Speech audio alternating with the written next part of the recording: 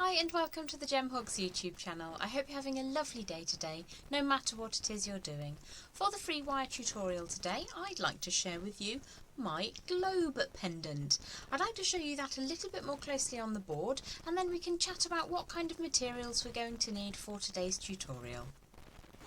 So here's the basic pendant. Now we can create this just as a round form, slightly larger than the cabochon we're going to use. And you can have a super simple bail, or you can make that a little bit more complicated. Or you can do, as I'm going to demonstrate to you today, this little looped cab frame. So you can add little satellites to your globe pendant if you want to. I'll show you both variations on that main cab frame before we move on to setting that cabochon. Now you can of course use a drilled bead if you'd like to. However, I'm working with undrilled. The piece I have in my hand is Larimar, and it's around about 20 or so millimetres across, slightly smaller than an inch, but I'm going to be demonstrating with a slightly larger piece today, just so it's easier for you to see the technique. This is scolecite. So let's talk about the materials. If you're going to add on those little satellites, I've chosen to use 3 beads, so we will also need 3 head pins. I'm using a round cabochon because most globes tend to be a little bit on the round side, but you can use this exact same technique for your pear drops or for your fancy shapes and ovals. I just like the aesthetic of it as a globe. So let's just pop that down for a second. I popped mine onto a gorgeous hearts chain, and I'm working in raw copper. In terms of wire, we're going to be working with 1mm or 18 gauge. We're also going to be working with 0.4mm or 26 gauge. So that's really the materials, and we'll go through that base technique now. In terms of tools, I have my standard flush cutters, bent chain nose pliers. You could of course use standard chain nose pliers, and round nose pliers.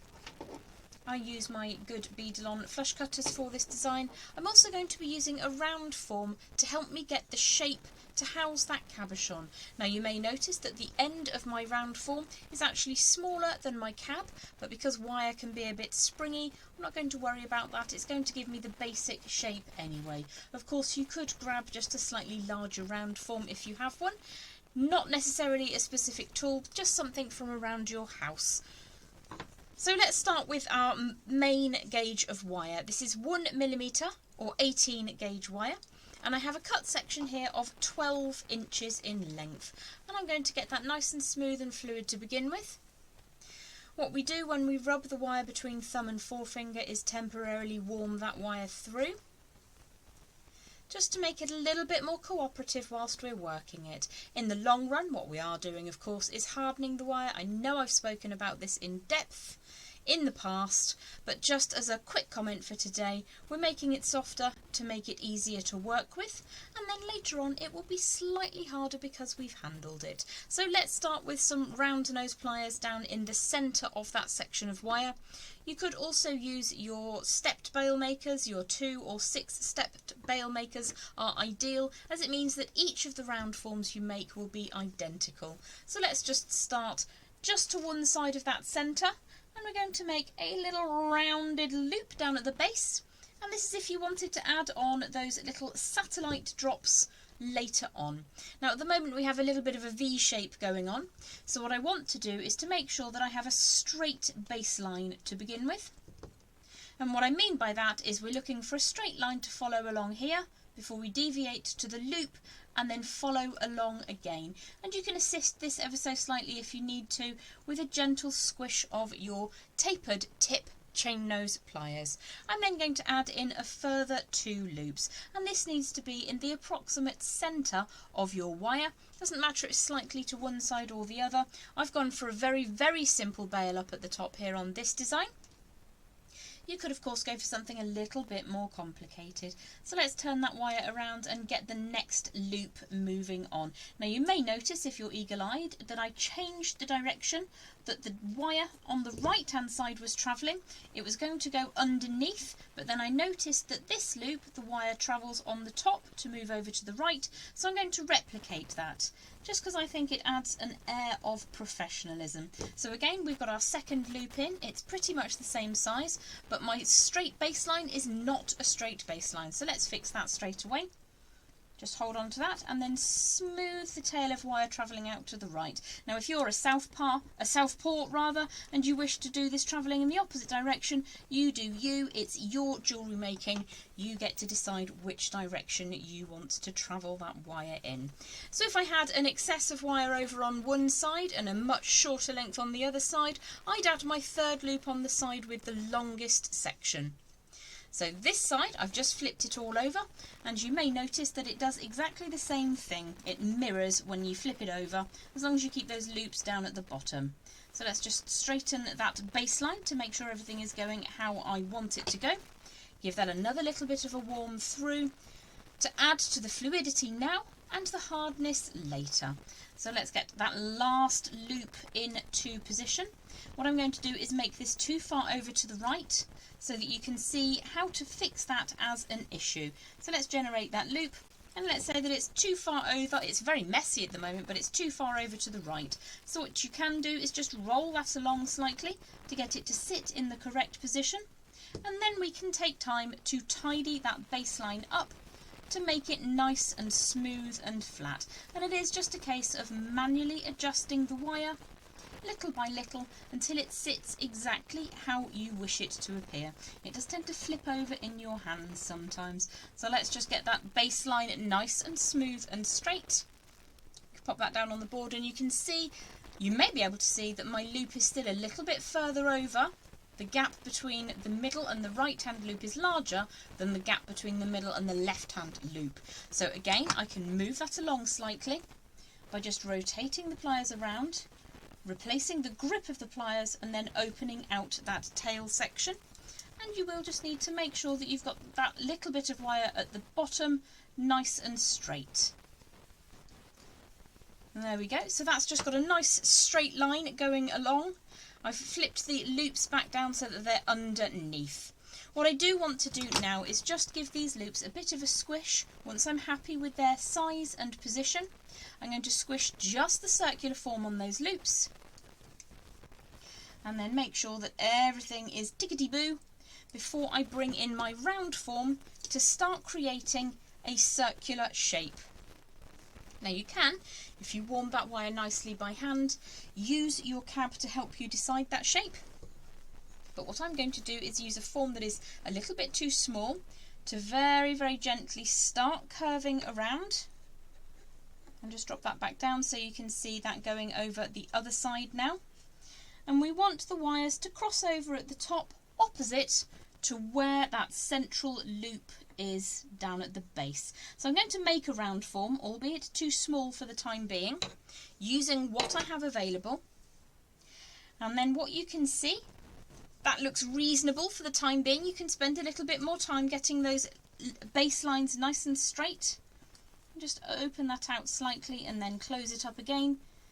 What we then need to do is open up that round form. So what I'm doing is just very, very gently coercing the pieces of wire, or the piece of wire rather, until they fit around the outside. So you can see that's still a little bit on the small side, but it is very possible to use a good solid round form tool and the heat of your body to just open that out enough to fit the cabochon that you're working with, or the bead that you're working with. Now something I want to draw your attention to is that there is a large space, there is a gap between the cabochon and the wire frame I've created. And that's so that we can work the finer gauge wire into suspending our globe in that position in the framework. So we do want it to be larger than the piece, the gemstone or the bead that we're working with. Now, like I said earlier, you can choose to use a drilled piece if you prefer. I tend to work with cabochons primarily because sometimes that's all we have. And also when I first started working with wire jewellery about 9 years ago now, I didn't really know what to do with cabs. I didn't know how to set them securely without having that drill hole. So I hope to enable you to experiment with your own design. So you can see now that using a round form that is in fact much smaller than the finished size we need, we are still able to create a reasonable facsimile that fits around the outside edges of our chosen cabochon.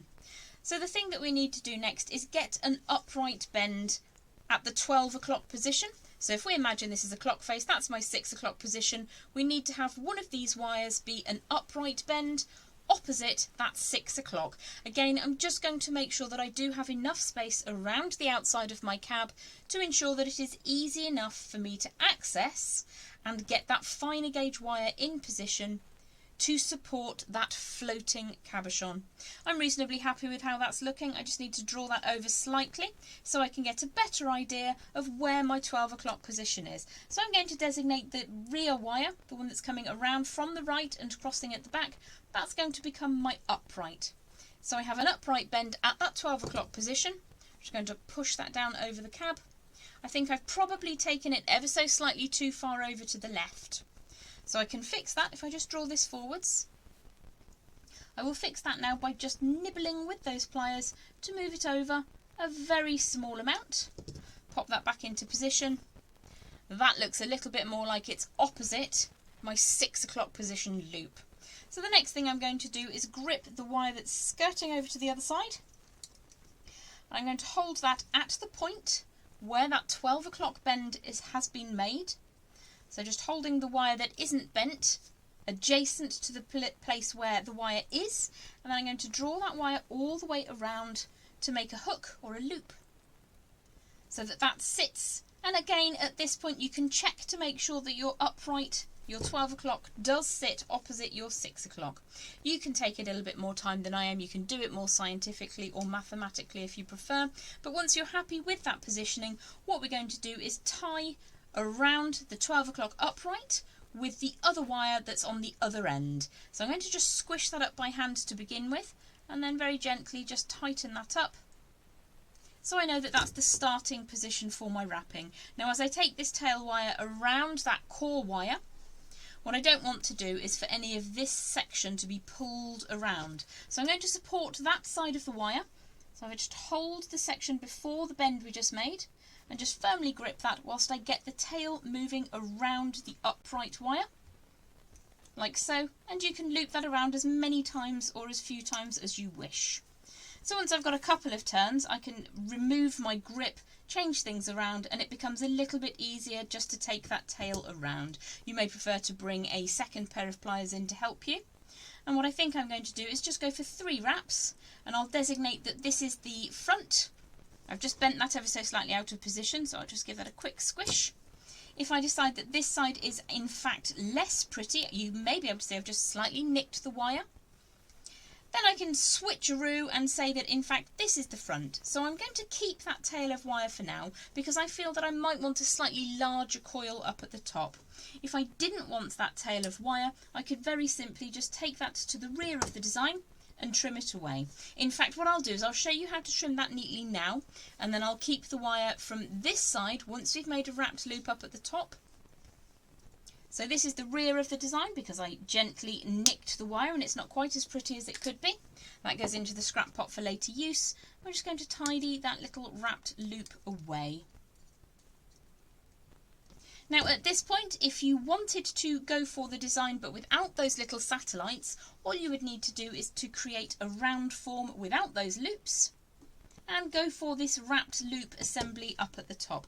I just need to change that angle slightly so that it sits dead opposite that 6 o'clock position and everything is good and straight. Now you've seen me do wrapped loops thousands of times now, perhaps not thousands, but you know. So all I will do here is just a very quick wrapped loop and we'll come back to do the next part of the tutorial. So I've decided to keep the bail on this one relatively simple. I want it to be all about the globe setting and those little satellites. I've very, very delicately hammered the frame just around this section and this section, so nowhere where the wires are crossing over, and I've kept a very, very simple and quite sleek little wrapped loop up at the top. I double wrapped that loop to make sure that it was nice and strong. So let's head back down to the board and I'll show you how we can actually suspend that globe in position. So hopefully you're able to see that there's quite a gap between the edge of the cabochon and the frame itself, and that's so we can get in there with our finer gauge wire when we start to suspend the globe inside its little housing in a moment. whoops, feisty. So I've gently hammered the housing and given it a very light texturing, just with a very, very tiny light toffee hammer. And you can see how simple the bail is up at the top. I want this to be all about the setting and the cabochon, not about a fancy bail. If you wanted to forego those loops, all you'd need to do is create that round form slightly larger than your cabochon and then just tie off however you see fit. You've got two wires coming together at the top. I've chosen to make a very, very simple design. You could make something a lot more fancy if you prefer. So let's just put those two together for a moment. The next thing we're going to add in is our finer gauge wire. Now I have here an 18-inch length of that 0.4mm or 26 gauge wire. And I'm going to start by just moving bits and bobs out of the way so I don't send them flying. I probably will anyway. And we're going to sit that underneath the forwards face of our cab frame. Now that's about halfway along. So the halfway point of my finer gauge wire is underneath my frame. And what I'm going to do now is just hold that underneath the frame on one side and rotate 3 times around the frame with the tail of wire nearest to me. Now at the moment I just want to concentrate on getting 3 really nice, tight, neat wraps with the tail of wire just left sticking up at the front. So I've got 2 visible wraps, I need to go one more time. There's my 3rd wrap, and I'm just going to tighten those up by squishing it together with my fingernails. If you value your fingernails, you can use a set of pliers to very, very gently just draw those 2 sides together. Now we're working on the rear of the cab, on the rear of the frame at the moment, and I want to pick a point about between 9 o'clock on my imaginary clock face and 3 o'clock on my imaginary clock face. And what I'm going to do now is to support a good strong straight line, which is why it pays to hammer your wire, or you could use a slightly heavier wire. You could use a 1.25 or 16 gauge for the frame if you prefer. Makes it slightly trickier getting neat little loops down at the bottom, but it is absolutely up to you. So let's bring another 3 wraps around the frame over at that 3 o'clock position. That's 1, that's 2, that's 3 visible wraps, and then we'll bring the wire up again. So what you have now is the rear side of that cabochon frame that's got a nice strong straight line going across it, and we're going to pop our cabochon into position. Now this is the point at which you can really go absolutely crazy. You can cross in any direction you like from whatever point to whatever point. One thing I would say is the reason I've chosen this spread of lines is it reminds me of a globe. It also reminds me of a certain film franchise which I won't talk about. And what I'm going to do is replicate that to a greater or lesser degree. So I'm going to draw the right hand side, my 3 o'clock wire, and I'm going to draw that over the face in an arc. Now I'm not going for a perfectly straight line. I'm going in a bit of an arc, and I'm just going to support the cab in position for a moment whilst I draw that over the face of this lovely bright white scolecite. And I'm just going to hold that in position, draw the tail of wire around the outside of the frame, bring it up from underneath inside that frame, and I'm going to put a little bit of tension in it to make sure that that sits really neat and tidy. Now I tend to use my thumbnail just to put a tiny bit of an arc in that wire. I like how it looks.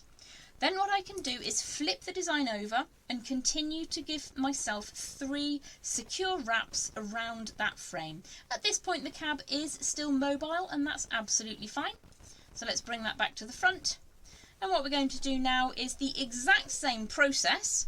I just tuck that tail down and underneath the cabochon. We're just going to hide that away for a moment and not worry about it. So if I flip hands around, I'm going to take the tail that was at that 9 o'clock position and draw that over the face of the cabochon. Now, again, giving it a little bit of a squish so that it's got a nice smooth arc, and drawing that up in the opposite direction. Could be a basketball. I don't really know enough about sport to know which ball that is. I would say though that you can take this from any point to any point, but the idea of this particular wrap is to house the cabochon safely. So let's flip that design over again, and we're going to take the tail all the way around the outside of the cab, and we're going to wrap 3 times on that frame firmly. What we don't want to do is to push the cabochon backwards past that straight line we created at the beginning of the tutorial. So we're going to push that tail in and around. That's one, that's two, and that's another turn, and then bring that across the back. So if I flip this over, you can see we've made a good start on housing that cab. Now, whilst that isn't secure yet, it gives you an idea of how quickly you can start to suspend that cabochon. So what we're going to do now is the same process but on the rear of the design. What we do need to be mindful of is that we want to start crossing these wires over gently. Now, this is one of the reasons that wirework jewellery isn't for everyone, because when you have those wires crossing over on the rear side, it elevates the contact points, and for some people that may be a little bit disconcerting. If they react to touch sensitivity, it may not be the correct jewellery choice for them. For me, I tend to wear my pendants on the outside of my clothes and it doesn't bother me, but it is just something to be mindful of. This isn't a design that can be worn by everyone. I quite like it. So we're just going to take these wires now point to point. If I show you the rear of my design here, you'll see that they cross over in a nice little, it's almost like a hash mark or a net. And that's to ensure the security of that gemstone. I adore Larimar. It's in my top 10 gemstones, and the last thing I want to do is to lose that out and about. So we would do the same thing on the rear side of the cabochon here. Just make some straight lines point to point to ensure that our cab is nice and secure. So you can lift that gently out of the way, take the first wire over like so, and you start to get the idea about how you can cross these over from point to point. What we're looking to do is bring them back into a position where they wrap around the cabochon, and it's a good jumping off point for your next pass of wire over the surface of the cab. So it's really the exact same technique, just going from point to point, but what we're looking to do is ensure the security of our cab. So it doesn't really matter where you take those point-to-point wraps from. The key is on the rear side of the design, I keep them as straight as possible so that they generate strength to hold the cab in position without allowing it to move around. And on the front, I've given them just a very, very gentle little scooch with my nail, and I'll show you that on the board in a second, to just put a little bit of, I don't know, a little bit of je ne sais quoi into it. Nice curving arc on the face there. Let's have a look at this a little bit more closely on the board, and you can see how and where you'd like to go with your own design. So the main thing we need to achieve with this wrap, and it doesn't just have to be 4 passes of wire on the front, it could be as many as you like. It needs to pass the shake test, it needs to be secure. You can up the gauge of the wire, you could even use half round wire. I'm going to do a cabochon setting technique with half round wire in a couple of weeks, so keep an eye out for that if it's something that interests you. On the back I've got multiple passes of wire. There's one there that's a little bit curvy, but most of them are quite straight and quite strong. I finished off with an extra pass of wire, so there are 6 strands of wire on the back, and they've gone for a good 3 to 4 wraps around that framework just to finish off and make sure that there's a good solid hold. Now for the next part of the tutorial, we're going to add our little satellites down at the bottom, and I've got some lovely little coated quartz to add onto mine, as I did with this one. A slightly mystic coating on that white quartz with 3 heavyweight head pins. All that remains, once we've ensured our cabochon is safely ensnared in that globe pendant, giving it the shake test, making sure it's not going anywhere, is simply to add in our little satellite bead drops. So I have a good strong head pin here, and I'm just going to create a wrapped loop up above the top. I've left myself a little gap so I can get 2 or 3 passes of wire around. We're going to grab some round nose pliers, create a round form, and then just introduce that into the loop we created down at the base of the design. Sit that into position, and we're just going to support that loop shape without squishing any of the other wires where complicated things go on. And we'll take that tail around 1 and 2 times, 2.5 times maybe, until we filled that gap, making sure we're only trimming away the wire that we actually don't want. And and then just tidying up that wrapped loop if needs be. So let's just give that a very, very gentle squish. Make sure that it sits good and straight. And then our globe pendant with its little satellites is all ready to go. So I hope you like the globe pendant with its little jingly jangly satellites as much as I do. Things to mention. Do feel free to use a stronger frame wire or to hammer that frame wire. You don't have to add satellites if you don't want to add satellites. You can enhance the security of the design by using a stronger binding wire. Now I've used 0.4mm or 26 gauge to prove a point that you can create a design with a nice soft wire. However, if I'm making a design like this to sell, I will usually use a slightly heavier gauge, so I will probably take that up to a 0.5mm, which is equivalent to a 24 gauge, or I will use a half round in 20 gauge or 0.8mm, which lends a really beautiful finish. And I'll be showing you a cabochon with half round wire cab setting in a few weeks' time. Have yourself the most beautiful day and happy making jewellery. Bye!